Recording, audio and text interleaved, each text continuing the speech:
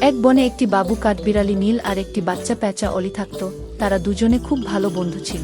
অলির বাবা ছিলেন একজন বিচক্ষণ, অভিযানপ্রিয় মানুষ। তিনি সারাদিন কাগজপত্র ঘাটাঘাটি করতেন। ওনার স্টাডি রুমে তিনি তার বইপত্রের সাথে বেশ কিছু মানচিত্র সংরক্ষণ করতেন, সবকিছু পরিপাটিভাবে গুছিয়ে রাখতেন। ওই রুমের প্রতি নীল আর অলির বিশেষ আগ্রহ ছিল।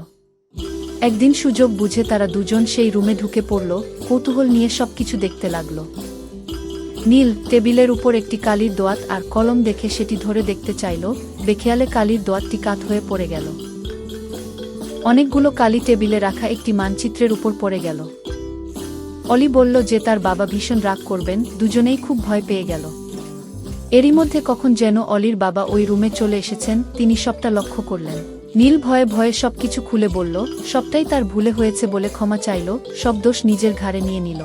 অলির বাবা পরিস্থিতি স্বাভাবিক করে বললেন যে দুর্ঘটনা নিয়ে আফসোস না করতে। তিনি সব দেখেছেন। নীলের সততা আর সত্য বলা তার কাছে খুব ভালো লেগেছে। খুশি হয়ে তিনি নীল আর অলিকে উপহার হিসেবে তার অভিযান দলে অন্তর্ভুক্ত করে নিলেন আর এই রুম তাদের জন্য সর্বদা উন্মুক্ত করে দিলেন।